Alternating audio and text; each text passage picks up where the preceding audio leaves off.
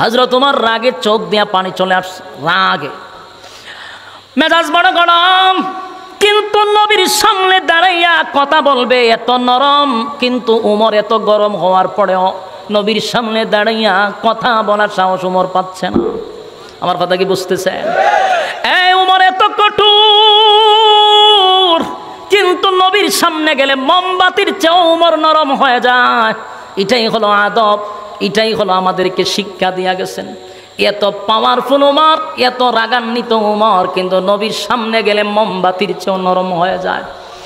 ওমরের সাহস নাই নবীরা বলবে, নবী গো জানাজা পড়াইয়া আপনি কেমনে গো নবী আবার মুনাফিকের জানাজা কবরের সামনে গিয়ে আপনি দোয়া করবেন, আমি ওমর বরদাস্ত করতে পারি না। বারবার আসমানের দিকে তাকায় বলে, মালিক আর বরদাস্ত করতে পারি না, আর বরদাস্ত করতে পারি না। হযরত ওমর বারবার আসমানের দিকে তাকায়। নবী আব্দুল্লাহ ইবনে উবাই ইবনে সুলুল মুনাফিকের জানাজা পড়াইয়া কবরস্থানে গিয়া নবী দাঁড়াইছে। মুনাফিকরে যখন কাফন দাফন করলো, মাটি দেওয়া হলো, আল্লাহর নবী কবরের সামনে দাঁড়ায় আছে। নবীজি দুইটা হাত উত্তোলন করবে, এই সিদ্ধান্তে নবী দাঁড়াইল। হযরত ওমর আসমানের দিকে তাকায় আর বলে, মালিক জানাজাও পড়াইল, আপনি না নিষেধ করলেন ইস্তাগফির লাহুম আও লা তাস্তাগফির লাহুম, তাস্তাগফির লাহুম ৭০ মাররাতান ফালান ইয়াগফিরাল্লাহু লাহুম যালিকা বিআন্নাহুম কাফারু বিল্লাহি ওয়া রাসূলিহি ওয়াল্লাহু লা ইয়াহদিল কওমাল ফাসিকিন। আরে মালিক আপনি তো বললেন একবার নয় ৭০ বার দোয়া করলেও আপনি মালিক দোয়াটা কবুল করবেন না। নবীও জানে এই আয়াত নবীর উপরে নাজিল হইল। আমি ওমর বার নবীর সামনে আয়াতটা পড়তেছিলাম। জানাজার কথা যেহেতু কোরআনের কোথাও নাই, জানাজা পড়াইয়েন নাই কথা তো আপনি বলেন নাই, জানাজা পড়ায়া দিছে, কিন্তু দোয়ার কথা তো আপনি মালিক নিষেধ করলেন, ইস্তাগফির লাহুম আও লা তাস্তাগফির লাহুম ইন তাস্তাগফির লাহুম ৭০ মাররাতান। আমার নবী আল্লাহ এই আয়াত তো আপনি নাজিল করলেন আপনার হাবিবের উপরে। আপনার হাবিব কেমনে গো আবার জানাজার পরে দোয়া করার জন্য প্রস্তুতি নেয়? আমি ওমর এটা বরদাস্ত করতে পারলাম না। এই যুবক ভাইরা তাকায়া দেখেন, হাবিবে কিবরিয়া যখন দুইটা হাত উত্তোলন করলেন আল্লাহর দরবারে, সাথে সাথে জিবরাইল নবীর সামনে হাজির। একটা জবান বন্ধ রাখবেন না, বলুন আল্লাহু আকবার। জিবরাইল এসে বলেন, হাবিব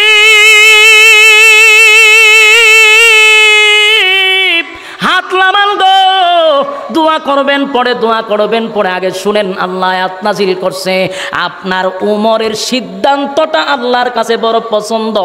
আপনার উমরের সিদ্ধান্তটা আল্লাহ চূড়ান্ত সিদ্ধান্ত হিসাবে নিলেন। উমরের মর্জি মেজাজ মতো আমার আল্লাহ আয়াত নাজিল করে দিছে। যুবক ভাইরা আমার, খলিফাতুল মুসলিমিন ওমর সাধারণ কোন সাহাবী নয় গো, সাধারণ কোন সাহাবী নয়। যেই ওমরের মর্জি মেজাজ মতে আল্লাহ কোরআনের ২১ জায়গায় আয়াত নাজিল করছে, জোরে কান সুবহান। এটা কি এখন নাজিল হয়েছে না ১৪০০ বছর আগে? ১৪০০ বছর আগে কোন সুদকুরকে কেন্দ্র করে আল্লাহ নাজিল করছে। তুই আয়াত কি জানিস শেষ না কিয়ামত পর্যন্ত সমস্ত সুদকুরের জন্য এই আয়াতের হুকুম থাকবে? হ্যাঁ, এটাই বুঝতে এখন বুঝছেন। মানে কিয়ামত পর্যন্ত যত সুদকুর আসবে এই সুদের আয়াত তার জন্য হুকুম থাকবে। বেনামাজির জন্য আয়াতের হুকুম কিয়ামত পর্যন্ত থাকবে। ঠিক সূরা তওবার ৮০ নম্বর আয়াত, কিয়ামত পর্যন্ত সমস্ত মুনাফিকের জন্য হুকুম জারি থাকবে। এটা হলো কোরআনের এক মুজিজা। তো রাসূল সাল্লাল্লাহু আলাইহি সাল্লামের কাছে যখন লিস্টটি আসে, রাসূল রীতিমতো অবাক হওয়ারই কথা। যে লোকটা আমার পিছনে নামাজ পড়ে, এই লোকটা যে মুনাফিকের সর্দার, আশ্চর্য হওয়ার কথা না? রাসূল কথাটা কারো কাছে বলে নাই, কিন্তু সে যে মুনাফিকের সর্দার মোটামুটি কিছু ধারণা মদিনার মানুষের ছিল। আমরা যেন কাম কু কাম, দিনের কাম রাত্রের কাম করবেন, আর মাইকের সামনে এসে আপনি সাধু সাজা বান ধরবেন, তা আপনার এই বক্তব্য মানুষ শুনবে ঠিকই, কিন্তু পিছন দিয়া কবে হ্যাঁ তো শয়তানের খারাজিল কি বক্তব্য শুনবে ঠিকই, কিন্তু পিছন দেবে শয়তানের খারাজিল কি, এ লোক বালা না। তো এই লোকটা যে খারাপ ছিল মোটামুটি মানুষের অবগত ছিল যে লোক বালা না, কিন্তু লেবাস এমনভাবে সে চলতো ধরা ছোঁয়ার বাইরে, মুনাফিকের চিনা বড় কঠিন। তো যাই হোক, এই মুনাফিক একদিন মারা গেছে। মারা যাওয়ার পরে তারই সন্তান আব্দুল্লাহ, রাসূলের সাহাবী, সে রাসূলের কাছে আসছে। আয়েশা বলে, হুজুর, রাসূলের কাছে আইসি সে কান্না শুরু করছে। তা আল্লাহর রাসূল জিজ্ঞাসা, তুমি কান্দো কেন? হুজুর, কান্দি, আমার আব্বা মারা গেছে। বলুন তো দেখি, রাসূল জানেনি যে মুনাফিক আছে? জানছে, লিস্টে আছে। রাসূল তো জানে তার ছেলেই তো আব্দুল্লাহ। হয়তো আমি এখন কি করব? হুজুর, আমার মনে অনেক কষ্ট। আমি জানি আমার বাবা বেশি ভালো ছিল না, আমার বাপ যে শয়তানের খারাজিল কি আছেন এটা আমি জানি।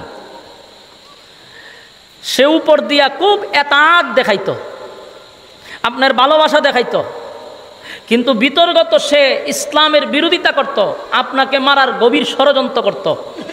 সেই ছিল আমার আব্বা। রাসূল বলতে, তুমি কান্দো কেটে? ও কান্দি, আমার তো বাপ, আমার তো বাপ, আমার তো মায়া লাগে।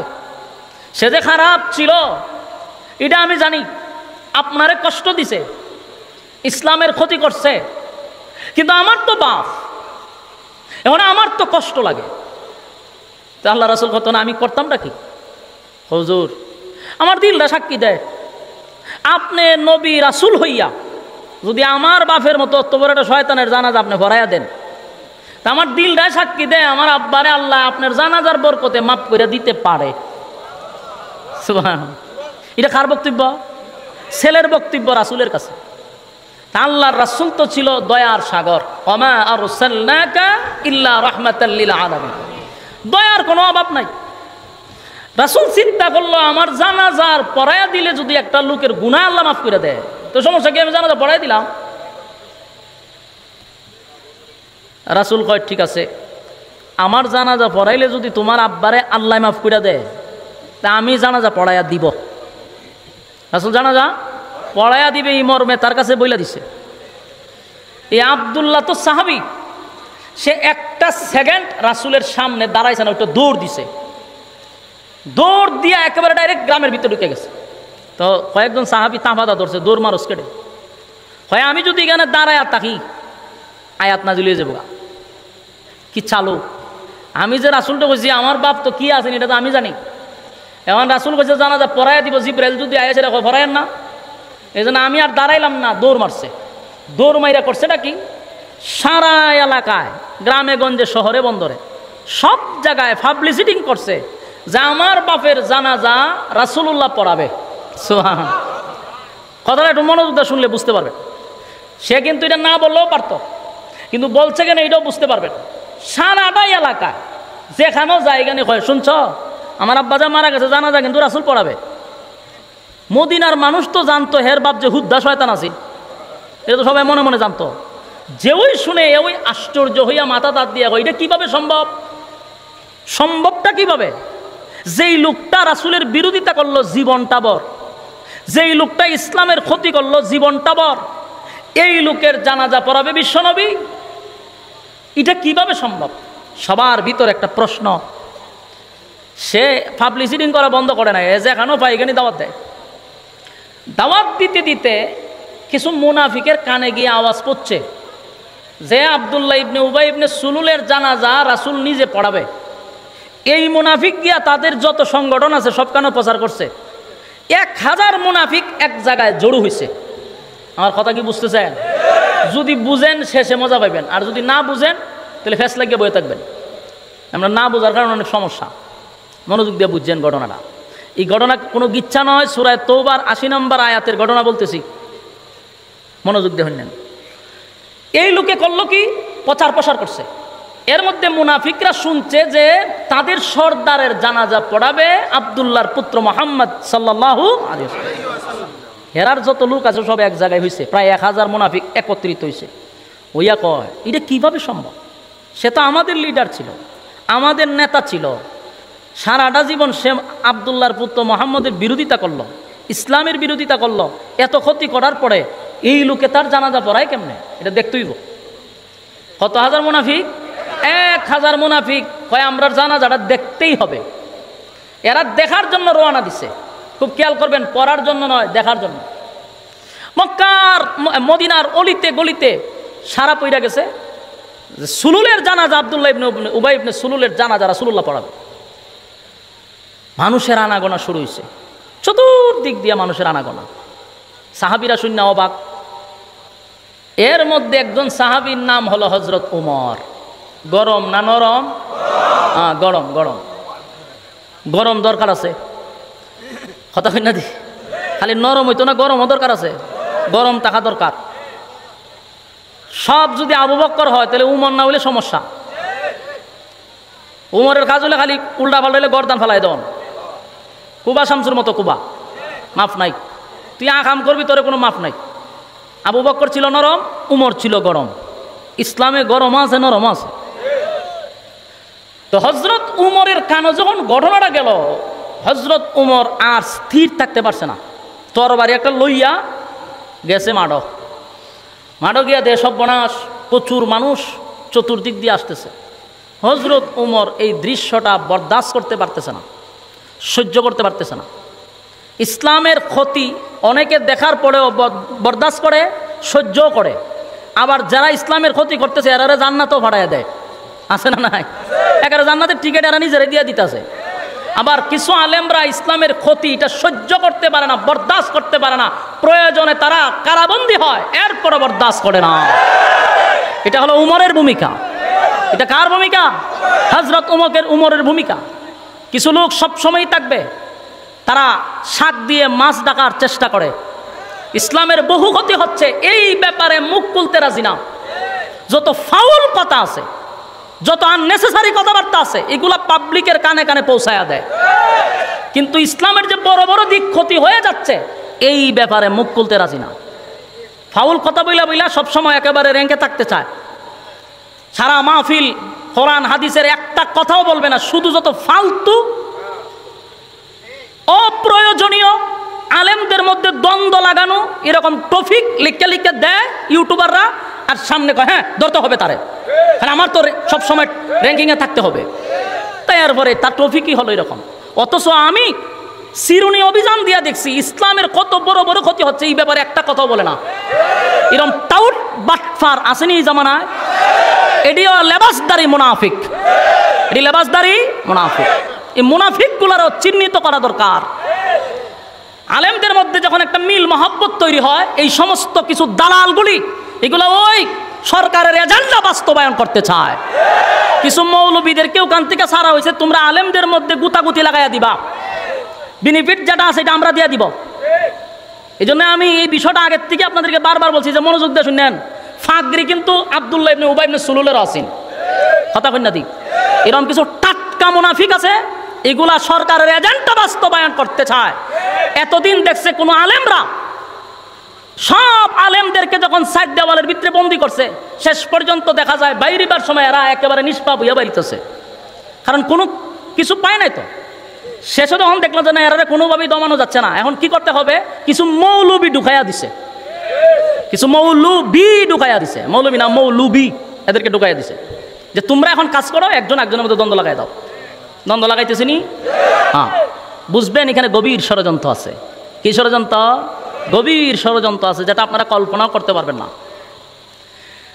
তো হযরত উমর রাদিয়াল্লাহু তাআলা আনহু কোনোভাবেই এটা মেনে নিতে পারলো না যে এত বিশাল বড় জানাজার জামাত হোক অসুবিধা নাই, কিন্তু রাসূলুল্লাহ কেমনে একটা টাটকা মুনাফিকের জানাজা পড়াবে, আমি উমর বরদাস্ত করতে পারি না। সাহাবায়ে কেরাম রাসূলের সামনে দাঁড়ায় কথা বলার সাহস পাচ্ছে না। কিভাবে বলবে যে হুজুর কার জানাজা পড়াইতেছেন, এই কথাটা বলবে কে? সাহস পাচ্ছে না। কিন্তু হযরত উমর রাসূলের সামনে গিয়ে দাঁড়াইছে।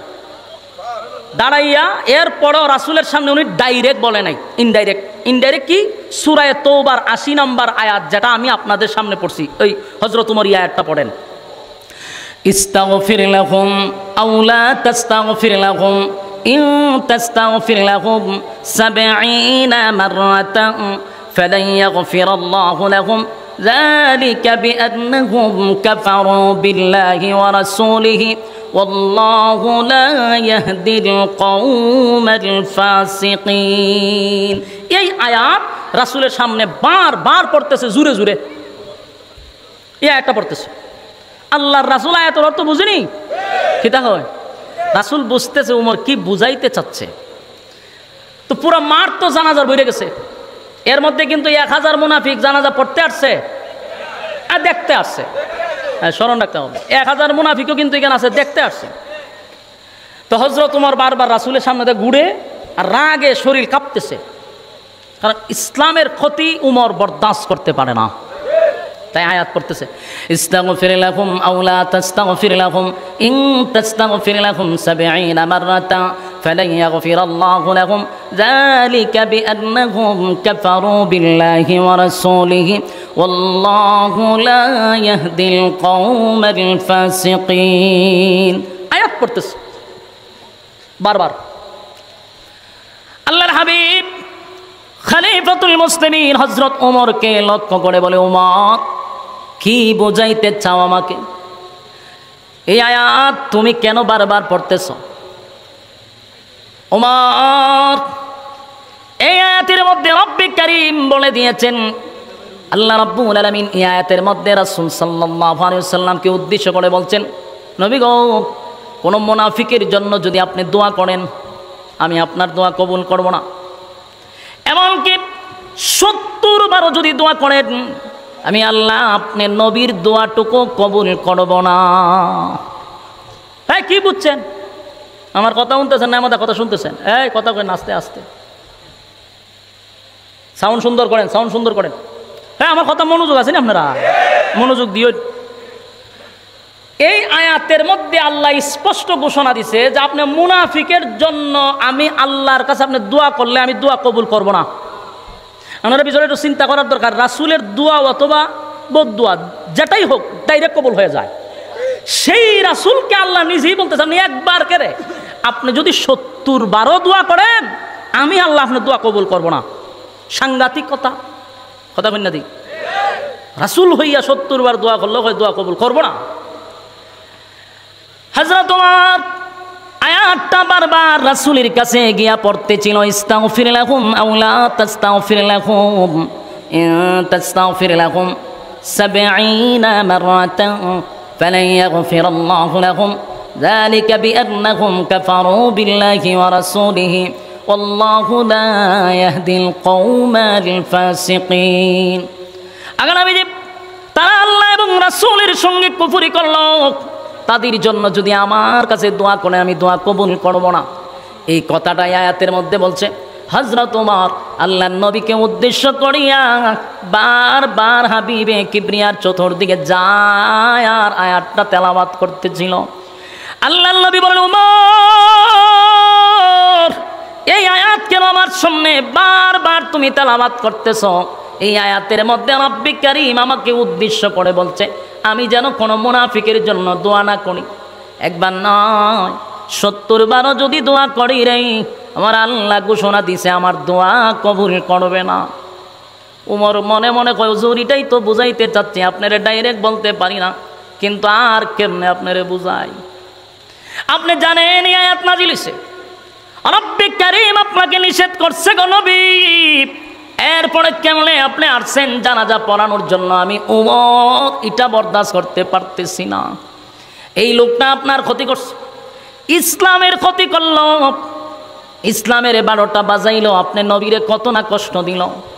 এই লোকটার জানাজা আপনি পড়াইতে আসছেন, অন্তত আমি উমর বরদাস্ত করতে পারি না। আমার আল্লাহ ডাইরেক্ট এর ব্যাপারে আয়াত নাজিল করে জানাইল, কেন গো নবী আপনি জানাজা পড়াইতে আসছেন? আল্লাহ নবী উমরকে উদ্দেশ্য করে বলে, উমর আমার উপর দিয়া পণ্ডিতি কইরো না। সুবহানাল্লাহ, আমার উপর দিয়া কথা বইল না। আমি জানি আমার মালিক বলছে 70 বার দোয়া কবুল হবে না, কিন্তু আমাকে আল্লাহ এত দয়া আর এত মায়া কেন দিল রে? আমি নবীর ভিতরে এত দয়া আর এত মায়া কেন দিল? আমার মনটা চায় এই একবার নয় গো, আমি আমার গুনাহগার একটা উম্মতের জন্য 70 বার না, 70 বার নয় 1000 বার দোয়া করলেও যদি আমার মালিক মাফ করে দেয়, আমি 1000 বার দোয়া করতে চাই। একটা জবান বন্ধ রাখবেন না, আল্লাহু আকবার। আরো জোরে বলেন আল্লাহু আকবার। ঈমানের আওয়াজ দিয়ে বলেন আল্লাহু আকবার। আমার নবীর কত মায়া দেখছুনি, নবীর কত মায়া। একবার না 70 বার আমার মালিক তো নিষেধ করল। 70 বার নিষেধ করার পরেও আল্লাহর নবী বলেন আমার মনটা চায় 70 বার না 70,000 বার যদি দোয়া করলে আমার মালিক কবুল করে, আমি 70,000 বার একটা গুনাহগারের জন্য দোয়া করব। এরপর হযরত ওমর মেনে নিতে পারল না, ভিতরে প্রচণ্ড রাগ আর গুসা নিয়ে হযরত ওমর দাঁড়ায় আছে। নবী কিন্তু এটার ব্যাখ্যা করছে, বুঝাইছে যে আমার আল্লাহ মায়া দয়াটা বেশি দিছে। আমি তো চাই না আমার কোনো উম্মত আমার সামনে জাহান্নামে যাক, এটা আমি নবী চাই না। আল্লাহ নিষেধ করছে 70 বার, আল্লাহ তো 100 বার কইছে না, 70 বার কইছে। আমি 100 বার করলে যদি মাফ করে দেয়, এই জন্য আমি 100 বার চেষ্টা করতেছি। কিন্তু হযরত ওমরের কথা হলো এই লোকটা হলো মুনাফিক, যাই না বুইজা ঠান্ডা মাথায় ইসলামের 12টা বাজাইছে, তার ব্যাপারে কোনো আপোষ চলে না। কিন্তু নবীর উপর দিয়া কোনো কথাটুকুও বলতে পারতেছে না। হযরত ওমর রাগে দাঁড়ায় আছে, সবাই মেনে নিল, হযরত ওমর মেনে নিল না। জানাজা নামাজ নবী পড়াবে এটা বরদাস্ত করতে পারল না হযরত ওমর। কিছুক্ষণ পরে আমার আপনার নবী আরো কিছু কাজ করে হযরত ওমর সহ জানাজায় যারা উপস্থিত ছিল সবাইকে নবী অবাক করে দিল। আল্লাহ নবী আস্তে আস্তে আস্তে আস্তে লাশের সামনে গেল, মুনাফিকের লাশের সামনে। মুনাফিকের লাশের সামনে গিয়া হাবিবে কিবরিয়ার জবান মোবারক থেকে একটু তু তু আইনা টাটকা মুনাফিকের মুখে লাগায়া দিছে। জোরে কোন সুবহান। নবীর মুখের তুতু যখন আব্দুল্লাহ ইবনে উবাই ইবনে সলুলের মুখে লাগায়া দিল, আমি নবীর মুখের তুতু তোর আব্বার মুখে লাগায়া দিলাম রে। আমি নবীর মুখের তুতুর বরকতে তোর আব্বারে যেন আমার আল্লাহ মাফ করে দেয়। চিন্তা করেন নবীর কত মায়া, নবীর কত মহব্বত একটা গুনাহগারের জন্য। যেই লোকটা জীবনভর আমার নবীর বিরোধিতা করল, নবীরে মারার জন্য ষড়যন্ত্র করল, আজকে নবীর মুখের তুতু লাগায়া দেয় একটা টাটকা মুনাফিকের মুখের মধ্যে। আপনাদের স্মরণ আছে 1000 মুনাফিক কিন্তু আসছে জানাজা দেখার জন্য। এই 1000 মুনাফিক এই দৃশ্যটা দেখে তারা অবাক হয়ে গেল। ঘটনা বুঝলাম না, এত বড় একজন মুনাফিকের সর্দার সারাটা জীবন আব্দুল্লাহ ইবনে উবাই ইবনে সলুল আব্দুল্লাহর পুত্র মুহাম্মদের বিরোধিতা করলো, ইসলামের ক্ষতি করে গেল, জীবনটা বর পয়গম্বরকে যারা যন্ত্রণা দিল, এই লোকটার মুখে তু তু লাগায়া দিল। আল্লাহর নবী যখন তু তু লাগায়া দেয় সব সাহাবীরা অবাক হইয়া দাঁড়ায় আছে। কিছুক্ষণ পরে হাবিবে কিবরিয়া আবার দেখা যায় নবীর শরীরের জুব্বাটা খুলে ফেলছে। নবীজির জুব্বাটা খুলে আব্দুল্লাহ ইবনে উবাই ইবনে সুলুলের শরীরে কাপন স্বরূপ নবী নিজে পড়ায়া দিছে। জুড়ে কোন সুবহান। যুবক ভাইরা, নবীর জুব্বা সাধারণ বিষয় নয় গো, নবীর জুব্বা সাধারণ কোনো বিষয় নয়। নবীর জুব্বাটা সাধারণ কথা না। কত সাহাবী নবীর জন্য জীবন দিল কিন্তু নবীর জুব্বা পাইল না। সুবহানাল্লাহ। একটা টাটকা মুনাফিক নবীর জুব্বা পায়, সাধারণ কোনো কথা কথা হয় না। দি রিবাব দেন, গলা ধরে, গোড়া ধরে, রিবাবি কেউ একসাথে করেন, গলায় ধরে। টাটকা মুনাফিক বলুন পাইছে কি? নবীর জুব্বা। কার জুব্বা? সাধারণ কথা নয়। সাহাবীরা এই দৃশ্য দেখে কান্না শুরু করছে। অনেক সাহাবীরা বলে নবীর জন্য জীবন দিতে প্রস্তুত, কিন্তু নবীর জুব্বা কোনোদিন পাইলাম না। সারাটা জীবন নবীর বিরোধিতা করলো, নবীর বিরোধিতা করলো। এত বড় টাটকা মুনাফিকরে আমার নবী কেমনে গো জুব্বা পড়ায়া দিল। কান্নার রোল পড়ে গেছে। হায় রে সাহাবীরা গইরাইয়া গইরাইয়া কান্না শুরু করলো। সাহাবী হইয়াও নবীর জুব্বা পাইলাম না।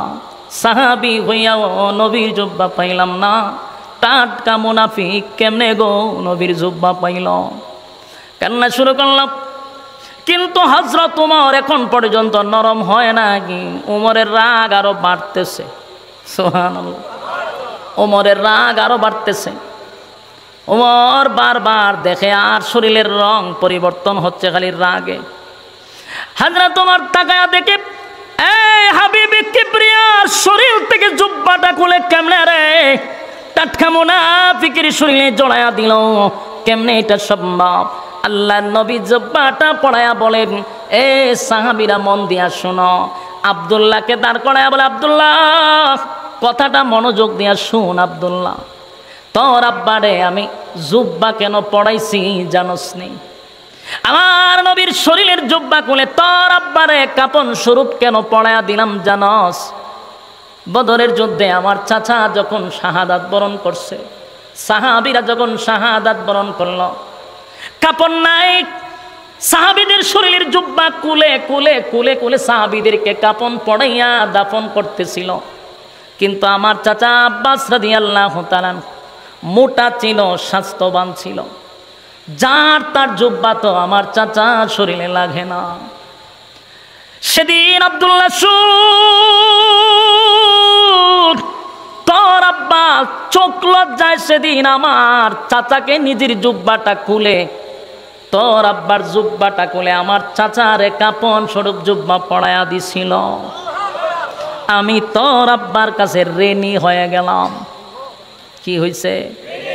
আমি তোর আব্বার কাছে ঋণী হয়ে গেলাম। আজকে আমার নবীর শরীরের জুব্বাটা খুলে তোর আব্বারে দিয়া আমি ঋণ থেকে মুক্ত হয়ে গেলাম। যুবক ভাইরা আমার, উপস্থিত গোটা মদিনার মধ্যে জানাজার নামাজের মধ্যে যত মানুষ আসছে, সব মানুষগুলো আশ্চর্য হইয়া দৃশ্যটা দেখতেছিল। হাবিবে কিবরিয়ার এত দামি জুব্বা আব্দুল্লাহ ইবনে উবাই ইবনে সুলুলে পড়ায়া দিছে। 1000 মুনাফিক তারা দাঁড়ায়া ছিল।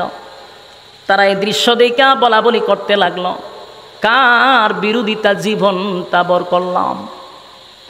মুনাফিকরা বলতে লাগলো, কার বিরোধিতা করছি গো জীবনটা বর?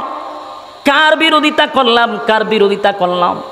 যেই লোকটার নেতৃত্বে আমরা ইসলামের 12টা বাজাইলাম, যেই লোকটার নেতৃত্বে আব্দুল্লাহর পুত্র মুহাম্মদের বিরোধিতাটা করলাম, এই লোকটা আজকে মারা যাওয়ার পরে আব্দুল্লাহর পুত্র মুহাম্মদ নিজেই তো তার মুখে থুথু লাগায়া দেয় যেন তার মালিক তারে মাফ করে দেয়। নিজের জুব্বা পড়ায়া দিছে গো। জীবন ভর যেই লোকটা তার বিরোধিতা করলো, এত বড় দুশ্মনের প্রতি যদি ওনার এত মায়া হয়, মহব্বত হয়, এত বড় দুশ্মনের জন্য যদি আব্দুল্লাহর পুত্র মুহাম্মদের এত মায়া দয়া হয় রে, তাহলে তার বন্ধুর জন্য কেমন মায়া। সুবহানাল্লাহ। আর জোরে কান আল্লাহু আকবার। এই মুনাফিক 1000 আসছিল জানাজা দেখার জন্য, দেখার জন্য, দেখার জন্য, পড়ার জন্য নয়। নবীর আদর্শ, নবীর আখলাক আর ভালোবাসা দেখা তারা চোখ দিয়া পানি ছেড়ে দিচ্ছে। আর বলা বলি করতে লাগলো, কার বিরোধিতা করলাম, কার বিরুদ্ধে এত কিছু করলাম, যেই নেতার নেতৃত্বে এত কষ্ট দিলাম, আজকে নেতারে তুতু লাগায়া দেয়, নেতারে জুব্বা পড়ায়া দেয়। দুশ্মনের প্রতি যদি এত মায়া হয় গো, তাহলে তার বন্ধুর জন্য কত মায়া। বেঈমানরা নবীর চরিত্র দিয়ে কান্না শুরু করছে আর বলতেছে, নবী গো অন্যায় করছি, অপরাধ করছি, এই লোকটার নেতৃত্বে ইসলামের 12টা বাজাইলাম, আপনি নবীর বিরুদ্ধে ষড়যন্ত্র করলাম, আজকে আপনার আখলাক আর ভালোবাসা দেখা কালেমা পড়লাম, আর কোনোদিন বিরোধিতা করব না, আপনার শত্রু হব না, আপনার বন্ধু হতে চাই। সুবহান। মল্ল কয়জন কথা কই না দিক, আপনারা কি খারাপ লাগতা জানি সেইটা দিতাম নি আমি হুজুর আইবার পর্যন্ত আমরা সময় দেন না, খারাপ লাগলে বালা, আমার ডাবল সুবিধা। মরছে কয়জন? একটা শয়তান মারা গেছে। বলুন তো দেখি ইসলামের এক শয়তান মারা গেল, 1000 মুমিন হয়ে গেল। কিসের মাধ্যমে? আখলাক দেখা। বলুন কিসের মাধ্যমে? রাসূলের আখলাক দেখা 1000 মুনাফিক কালেমা পড়ে মুসলমান। সুবহানাল্লাহ, সুবহান। এজন্য রাসূলের আদর্শ আমাদের মধ্যে থাকা দরকার। আমি আর আপনি গালাগালি কইরা বিরোধিতা করে, বরং গালাগালি আর বিরোধিতা করে ইসলাহ না করে আমরা অনেক মানুষ পিছলা হয়ে যাই। কথা কই না দি? আমার বাড়ি হবিগঞ্জ আর আপনার বাড়ি হলো চাঁদপুর। চাঁদপুর বইয়া যদি আমার বিরুদ্ধে আপনি গালাগালি করেন, আমার আপনি ইসলাহ করার নিয়তে গালাগালি করতেছেন না ফিসলা করতে চান? আমার ফিসলা করতেছেন। এই জন্য ইসলাহের সিস্টেম এটা নয়। আপনার প্রতি যদি ইসলামের উম্মতের এত দরদ থাকে, আমার কোনো ভুল থাকলে আমার বাড়িতে যান না কেন আপনি? কথা কই না দি? আপনারা খারাপ লাগতেছে? এটা আমি যে কথাগুলি বলতেছি আপনার দেমাগের ভিতরে ঢুকান। আমার ইসলামের প্রতি এত দরদ, আমি দেখতেছি যে আমার ভাই লাইন ছেড়ে বেলায় নিয়ে গেছে, তা আপনি তার বাড়িতে যান না কেন? আপনি এখানে চাঁদপুর বইয়া হের 14 গোষ্ঠী উদ্ধার করতেছেন, এর উদ্দেশ্য আপনি তাকে ইসলাম করান না, বরং ইসলামের 12টা আপনি বাজাইতে চাচ্ছেন। ইসলামের 12টা বাজাতে চাচ্ছেন আপনি। এটা ইসলামের নিয়ত না। আজকে এই ফেসবুক সোশ্যাল মিডিয়া এই গুতাগুতি হইতেছে। তোর যদি বেটা ইসলামের প্রতি এত দরদ থাকে, তুই আমার বাড়িতে বুঝায় যা, তুই অমুক শায়েকের কাছে যা, তুই না গিয়ে ওই কোনাত বইয়ে বেশি লেতে কথা ঠিক নেই। এর উদ্দেশ্য কি ইসলাম করতো না আরো ইসলাম বানাইতেছে? এক হুজুরে কইছিল যে মশার লাগে একটা কয়েল ধরাইছে। তো বলুন তো মশার কয়েল কেন ধরানো হয়? মশা তাড়াইবার লেগে। কথা কই না? মশা তাড়াইবার লেগে না। তো মাঝে মাঝে আমিও দেখি মশার কয়েল ধরাইছে, কিন্তু মশার কয়েলের উপর দিয়া যে ধুমা উড়ে, এই দুয়ার উপরে দিয়ে মশায় আইতে করে। এর দ্বারাই বোঝা যায় ড্যাম কেয়ার। কয়েলটা কি কয়? Damn care. এ হাতটাও দেয় না কয়েল রে। যে কয়েল ধরানো হয়েছে মশা তাড়াইবার লেগে কেন এসে ভাগা দেয়, মানে বলে এরা দোয়া খাইতে খাইতে এসলাহ না হইয়া ফিসলা হয়ে গেছে গা। কথা কই না? ওন কয়েলে মশারে কিছু করতে পারে না।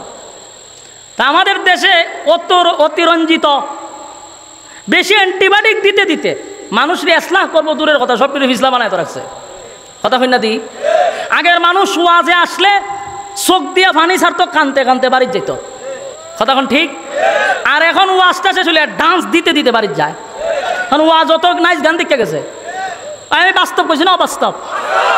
আমরা ছোটবেলা ওয়াজ শুনছি, খানছি, ছোট মানুষ কিতাব বুঝতে খানছি, নিজে হইতাম না, কিন্তু মানুষও খান দেয়, আমরা চাই দিকে আমরাও খানছি। ওই তো যুক্তিবাদী সাহেবের ওয়াজ শুন না, আল্লামা সাইদি সাহেবের ওয়াজ শুন না, ছোটবেলা কেসুটিন্য খানছি। আর ওখান ওয়াজও গেলে মনে হইতে তা করেন, বক্তাইতে তা করে। কথা ঠিক না? নাট্য মঞ্চ বানাইছে, এই মঞ্চটারে নাট্য মঞ্চ বানাইলিস। সারা মাহফিলে যত ফাউল কথাবার্তা আছে এগুলা সারা হয়। এই জন্য আপনাদের কপাল বালা তো যে 2 জন ব্যক্তি আপনারা কেন পাইছেন, যাদের বক্তব্যের দ্বারা সারা বাংলাদেশের হাইলি নর্মাল লোক না, হাইলি এডুকেটেড পারসন যারা আছে, সর্বোচ্চ শিক্ষিত যারা আছে, এরা তাদের দ্বারা উপকৃত হচ্ছে। বাস্তব না বাস্তব?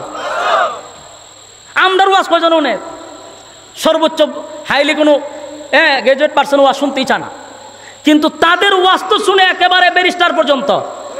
এই লোকগুলার ইসলামের জন্য দরকার আছে না নাই? সবাইকে এক লাইনে কাজ করা সম্ভব? আমার ওয়াজ সংসদ ভবন পর্যন্ত যাবে না, কিন্তু আমার আরেকজন ভাইয়ের ওয়াজ যদি সংসদ ভবনে যায়, তারে দিয়ে আমার ওই কাজ করা দরকার। কথা কই না দি? আপনারা আরেকটা বিষয় বুঝাই, সবার দ্বারা সব সাইডে কাজ চলে না। আপনারা আছেন সব একরকম হইত, আরে ভাই সব একরকম হইতো কেমন? এটা তো ফাউল কথাবার্তা। এক একটা ফুলের এক একটা গ্রান হয়, সবার দ্বারা সব কিছু হয় না। আমি আমার নিজের কথাই বলি, আমরা যে কোনো জায়গায় গেলে মানুষ যায়, দৌড়ায় যায়, মুসাফা করে, কিন্তু একজন ব্যারিস্টার তো এসে আমার ওখানে আপনার ওয়াজ শুনি, তাহলে আমি বুঝতে পারছি আমার ওয়াজ এখান পর্যন্ত গেছে না। কিন্তু শায়েখ আহমদুল্লাহর মতো ব্যক্তি, এরপরে কামরুল ইসলাম সাইদ আনসারীর মতো ব্যক্তির ওয়াজ তো ওই জায়গা পর্যন্ত গেছে, তাহলে আমার ওয়াজ সাধারণ মানুষ পর্যন্ত থাক, আর তাদের ওয়াজ হাইকোর্ট পর্যন্ত যাক, ঘুরায় তো কাজ চতুর্দিকে চলতেছে। কথা কিনা দে না, সব জায়গায় চলবো। শায়েখ আহমদুল্লাহর ওয়াজ হয়তো বা সাধারণ জনগণের কাছে পৌঁছতেছে না, এইটা হলে আমরা দায়িত্ব এর কাছে পৌঁছায় দেওয়া, আর এরা হলো উচ্চ জায়গায় পৌঁছায়া দেওয়া। কথা ঠিক নেই? এখন আমাদের আজহারি সাহেব, আজহারি সাহেব ইংলিশ বলে, অনেকে এটা নিয়ে সমালোচনা করে। ইংলিশ বলার কারণে তো বাইরের মানুষ ওনার কথা বুঝতেছে, ইসলাম তো এক না একভাবে প্রচার হইতেছে। কিছু কিছু জায়গা আছে এদের জন্য মানায়, আবার সবাই যদি একই সুরে তাল মিলাইতে যায় তাহলে সম্ভব না।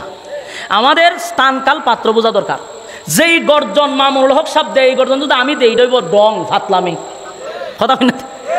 যে ইংলিশ কয় মিজানুর রহমান আজারি এটা যদি ফুসফৌজুরে কয় তাহলে ফাতলামি, হ্যাঁ কথা হয় না দি। হ্যাঁ মিজানুর রহমান আজারির মতো ইংলিশ কইতে গিয়া ওখানে আরবিটারও সে ইংলিশ বানালিছে, ইল্লা হেড থাকবি। বাস্তব না বাস্তব? আমি বোঝানোর জন্য বলতেছি, যারে যেটাই মানায়। যখন আমি তার সাথে সুর মিলাইতে যাইব তো এটা সুর ডং হইব ডং। বাস্তব না বাস্তব? এই জন্য সব সাইডে সবার কাজ করতে হবে, এটা ভুল ধারণা। আমরা যারা আছি আপনার হলে বুঝাইতেছি, উচ্চ জায়গায় তাদের বয়ান পৌঁছতেছে আলহামদুলিল্লাহ। আল্লাহ তাআলা তাদের হায়াতে আমলে বরকত দান করুক, সকলে বলে আমিন। তখন আপনারা কিছু সময় চলতুনি আমার সাইডে দিতাম, আমার পর আরো দুইজন আছে, এই জন্য আমি শর্টকাট করতেছি। যেই কথাটা বলতেছিলাম, বলুন মরছে কয়টা? কালেমা পড়ছে কয়জন? 1000। বাড়ছে না কমছে? দুশ্মন একটা মরছে, বন্ধু 1000 তৈরি হয়েছে। কথা বলেন ঠিক নেই? এই জন্য একজন আগা ছাড়ে দিয়া আপনারা দুর্বলতা পাইবেন না যে হে তারা ইসলামের 12টা বেঁচেছে না। অসংখ্য লোক আছে ইসলামের পতাকা তোলার জন্য, আল্লাহ তৈরি করেছে জমিনে। সম্মানিত সুধী, 1000 কালেমা পড়ছে, মরছে একটা। এখন এই যে ঘটনাটা ঘটল, হযরত উমর এত কিছু দেখার পরে তো নরম হওয়ার কথা, কথা হয় না দি? উমর আরো গরম হয়ে গেছে, সুবহানাল্লাহ কইতেন। তখন প্রশ্ন হইলো আরো গরম হইলো কেন? এই কথাগুলি মনোযোগ দিয়া বোঝা দরকার। 1000 কালেমা পড়ল, উমর দুর্বল হওয়ার কথা, যে মরছে একটা কালেমা পড়ছে 1000। উমর নরম হওয়ার কথা, কিন্তু উমর ওখানে আরো গরম হয়েছে। কারণটা কি? কারণ হলো উমরের বক্তব্য বলে, হুজুর এতক্ষণ হয়তো বা আপনার মধ্যে আমি সন্দেহ করেছি যে কিছু সন্দেহ রয়েছে, এই লোকটা যে মুনাফিক আপনি স্পষ্ট না, হয়তো বা আপনার ভিতরে সন্দেহ রয়েছে, কিন্তু এখন তো আপনি কনফার্ম হয়েছেন 100% যে হ্যাঁ টাটকা মুনাফিক। কথা হয় না? এতক্ষণ সন্দেহ ছিল, কিন্তু এখন তার কর্মীরা ইয়া বলতেছে যে হের সেলাই ফেলা ছিলাম আমরা, তার নেতৃত্বে আমরা কাজ করছি, সে 1 নম্বর টাটকা মুনাফিক। এটা আপনি শুনছেন, এখন তো একদম ক্লিয়ার। এখন আপনি কেমনে জানাজা পড়াইতে যান? উমর এই কারণে রাগ বেশি হয়েছে। আমার কথা কি আপনারা বুঝতে যাবেন? উমর রাগ, তার রাগের মধ্যে যুক্তি আছে কিনা? এতক্ষণ ছিল এক বিষয়, এখন হলো তার নিজের কর্মীরা বলতেছে যে সে আমাদের সর্দার ছিল, সে ইসলামের সবচেয়ে বেশি ক্ষতি করছে। এখন রাসূল জানার পরেও কেন মুনাফিকের জানাজা পড়তে যায়? এই কারণে উমর আরো রাগ হয়েছে। আল্লাহর হাবিব রাসূল কিবরিয়া সাল্লাল্লাহু আলাইহি ওয়াসাল্লাম যখন জানাজার নামাজ পড়ানোর জন্য পূর্ণ প্রস্তুতি নিল, হযরত ওমর বারবার আসমানের দিকে তাকায়। নবীজি জানাজা পড়ার জন্য যখন সামনের দিকে যায়, তখন তাকায়া দেখে হযরত ওমর আসমানের দিকে তাকায় আর বলেন, আল্লাহ মুনাফিকের জন্য দোয়া করা আপনি নিষেধ করছেন, কিন্তু জানাজা তো নিষেধ করেন নাই। জানাজা তো বলো। উমর যখন রাসূলের কাছে বারবার কয়, হুজুর এই আয়াতে কইছে আপনি দোয়া করতেন না, 70 বার দোয়া করলে কবুল হইতো না। রাসূল কয়, এই আয়াতের কোথাও কি আছে যে জানাজা পড়তাম না? জানাজাতে পড়বো না আমি, কিরম কোনো কথা আছে নি? না, কোথাও চুপ থাকো। হযরত উমর হন আসমানের দিকে তাকায় বিচার দেয়, আল্লাহ ঠিকই তো, আপনি তো এই আয়াতে কইছেন যে 70 বার দোয়া করলে কবুল হবে না, কিন্তু আপনি একবারও বলেন নাই যে জানাজা পড়ায়েন না। রাসূল তো জানাজা পড়াইতে যাইতেছে গা, ও রাজায় জানাজা পড়তো, উমর খালি আসমানের দিকে তাকায়। বারবার আয়াত নাজিল কইরালাম, নাজিল কইরালাম, নামাজ পড়াইতে আল্লাহ নাজিল কইরালাম, মানে আল্লাহ ডাকতেছে যে আয়াত নাজিল কইরা নামাজটা বন্ধ করাইয়া দেয়। উমর আছে চিন্তা, আর সবাই কাতার বন্দিয়া দাঁড়াইছে, নামাজ শুরু করবে, আর উমর খালি আসমানের দিকে যায়। জিব্রাইল কোনো রকম আইতো, আইসা বলতো যে জানাজা পড়াইয়েন না, তে তো ঠিক আছে। কিন্তু আল্লাহর হাবিব সবাইকে চমকায়া দিলেন। হাবিবে কিবরিয়া সবাইকে বললেন যে জানাজার জন্য প্রস্তুতি নাও। পয়গম্বর জানাজার মুসল্লায় গিয়া দাঁড়ায়া গেলেন। এমন কি নবীজি নামাজের জন্য প্রস্তুতি নিলেন, নামাজ কমপ্লিট করে ফেললেন। কথা কি বুঝতেছেন? এত বড় টাটকা মুনাফিকের জানাজা নবী কমপ্লিট করে ফেলল, কমপ্লিট। হযরত ওমর আসমানের দিকে তাকায়, কয় আল্লাহ শেষ, নামাজ কমপ্লিট হয়ে গেছে। আমার চেতাচেতি করে লাভ হইল কিতা? নামাজ দি কমপ্লিট। হযরত ওমরের মনটা বড় খারাপ, জানাজা কমপ্লিট হয়ে গেল, ওমরের ভিতরে বড় কষ্ট। এত বড় টাটকা মুনাফিক জীবনটা বড় আমার নবীর বিরোধিতা করলো, জীবনটা বড় হাবিবে কিবরিয়ার বিরোধিতা করলো, এমন ব্যক্তির জানাজা নবী পড়ায়া দিল। হযরত ওমরের ভিতরে বড় কষ্ট। হযরত ওমর মন খারাপ করে বসে আছে। হঠাৎ করে তাকায়া দেখে আল্লাহর হাবিব জানাজা পড়ানোর পরে লাশ নিয়ে যখন কবরে যায়, লাশ লইয়া কবরে যাইতেছে, নবীজি লাশের পিছনে পিছনে পিছনে পিছনে কবরস্থান পর্যন্ত চলে গেল। হযরত ওমর এই দৃশ্যটা দেখে আর বরদাস্ত করতে পারে না, ডাক দিয়া বলে, মালিক, হাবিবে কিবরিয়া জানাজা পড়ায়া দিছে, মুনাফিকের মনে কষ্ট নাই, কিন্তু এখন তাকায়া দেখি নবী নামাজ পড়ায় অক্ষান্ত নেয় না। নবীজি লাশের পিছনে হাইটা হাইটা কবরে যায়। নিশ্চিত কবর দেওয়ার পরে নবীজি দাঁড়াইয়া মাইয়েতের জন্য দোয়া করবে। আল্লাহ, এটা আমি কেমনে বরদাস্ত করি, মালিক আমি আর পারতেছি না। কারণ এই লোকটা যে ইসলামের ক্ষতি করতাম, এর মুনাফিক ছিল, আমি উমর জানি, যাই না শুই না আমি বরদাস্ত করতে পারতেছি না। তার কবরের সামনে দাঁড়াইয়া দু জাহানের বাদশা দোয়া করবে, আমি উমর এটা বরদাস্ত করতে পারি না। হযরত ওমর রাগে চোখ দিয়া পানি চলে আসছে, রাগে মেজাজ বড় গরম। কিন্তু নবীর সামনে দাঁড়াইয়া কথা বলবে এত নরম, কিন্তু উমর এত গরম হওয়ার পরেও নবীর সামনে দাঁড়াইয়া কথা বলার সাহস উমর পাচ্ছে না। আমার কথা কি বুঝতেছেন? এই উমর এত কঠোর, কিন্তু নবীর সামনে গেলে মোমবাতির চেয়েও উমর নরম হয়ে যায়। এটাই হলো আদব, এটাই হলো আমাদেরকে শিক্ষা দিয়া গেছেন। এত পাওয়ারফুল উমর, এত রাগান্বিত উমর, কিন্তু নবীর সামনে গেলে মোমবাতির চেয়েও নরম হয়ে যায়। উমরের সাহস নাই, নবীরা বলবে, নবী গো জানাজা পড়াইয়া আপনি কেমনে গো নবী আবার মুনাফিকের জানাজা কবরের সামনে গিয়ে আপনি দোয়া করবেন, আমি উমর বরদাস্ত করতে পারি না। বারবার আসমানের দিকে তাকায় বলে, মালিক আর বরদাস্ত করতে পারি না, আর বরদাস্ত করতে পারি না। হযরত ওমর বারবার আসমানের দিকে তাকায়। নবী আব্দুল্লাহ ইবনে উবাই ইবনে সুলুল মুনাফিকের জানাজা পড়াইয়া কবরস্থানে গিয়া নবী দাঁড়াইছে। মুনাফিকরে যখন কাফন দাপন করলো, মাটি দেওয়া হলো, আল্লাহর নবী কবরের সামনে দাঁড়ায় আছে। নবীজি দুইটা হাত উত্তোলন করবে, এই সিদ্ধান্তে নবী দাঁড়াইল। হযরত ওমর আসমানের দিকে তাকায় আর বলে, মালিক জানাজাও পড়াইল, আপনি না নিষেধ করলেন ইস্তাগফির লাহুম আও লা তাস্তাগফির লাহুম, তাস্তাগফির লাহুম ৭০ মাররাতান ফালান ইয়াগফিরাল্লাহু লাহুম যালিকা বিআন্নাহুম কাফারু বিল্লাহি ওয়া রাসূলিহি ওয়াল্লাহু লা ইয়াহদিল কওমাল ফাসিকিন। আরে মালিক, আপনি তো বললেন একবার নয় ৭০ বার দোয়া করলেও আপনি মালিক দোয়াটা কবুল করবেন না। নবীও জানে এই আয়াত নবীর উপরে নাজিল হইল। আমি ওমর বার নবীর সামনে আয়াতটা পড়তেছিলাম। জানাজার কথা যেহেতু কোরআনের কোথাও নাই, জানাজা পড়াইয়েন নাই কথা তো আপনি বলেন নাই, জানাজা পড়ায়া দিছে, কিন্তু দোয়ার কথা তো আপনি মালিক নিষেধ করলেন, ইস্তাগফির লাহুম আও লা তাস্তাগফির লাহুম ইন তাস্তাগফির লাহুম ৭০ মাররাতান। আল্লাহ এই আয়াত তো আপনি নাজিল করলেন আপনার হাবিবের উপরে। আপনার হাবিব কেমনে গো আবার জানাজার পরে দোয়া করার জন্য প্রস্তুতি নেয়? আমি ওমর এটা বরদাস্ত করতে পারলাম না। এ যুবক ভাইরা তাকায়া দেখেন, হাবিবে কিবরিয়া যখন দুইটা হাত উত্তোলন করলেন আল্লাহর দরবারে, সাথে সাথে জিবরাইল নবীর সামনে হাজির। একটা জবান বন্ধ রাখবেন না, বলুন আল্লাহু আকবার।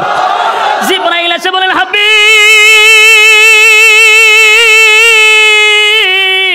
হাত লামান গো, দোয়া করবেন পরে আগে শুনেন আল্লাহ আয়াত নাজিল করছে। আপনার উমরের সিদ্ধান্তটা আল্লাহর কাছে বড় পছন্দ, আপনার উমরের সিদ্ধান্তটা আল্লাহ চূড়ান্ত সিদ্ধান্ত হিসাবে নিলেন। উমরের মর্জি মেজাজ মতো আমার আল্লাহ আয়াত নাজিল করে দিছে। যুবক ভাইরা আমার, খলিফাতুল মুসলিমিন উমর সাধারণ কোনো সাহাবী নয় গো, সাধারণ কোনো সাহাবী নয়। যেই উমরের মর্জি মেজাজ মতে আল্লাহ কোরআনের ২১ জায়গায় আয়াত নাজিল করছে, জোরে কান সুবহান। উমরের মেজাজ মর্জি মতো আল্লাহ আয়াত নাজিল করছে, সাধারণ সাহাবী কথা হয় না। উমর বারবার আসমানের দিকে তাকাইয়া মালিকের কাছে দরখাস্ত করে, আল্লাহ নামাজ বন্ধ করে দেন, আল্লাহ দোয়া বন্ধ করে দেন। রব্বে কারীম কিন্তু এটাই করলেন, আয়াতটা নাজিল করে বলেন, নবী গো দাঁড়ান, দোয়া করবেন পরে আগে শুনেন আমার আল্লাহ কি বলে। এই আয়াত তখন নাজিল হয়ে যায়, ওয়ালা তুসাল্লি আলা আহাদিম মিনহুম মাতা আবাদাও ওয়ালা তাকুম আলা কবরি। এই যুবক ভাই কথাগুলি একটু মনোযোগ দিয়ে শুনেন, 1 মিনিটের ভিতরে বয়ান শেষ করতেছি, হযরত আসতেছে।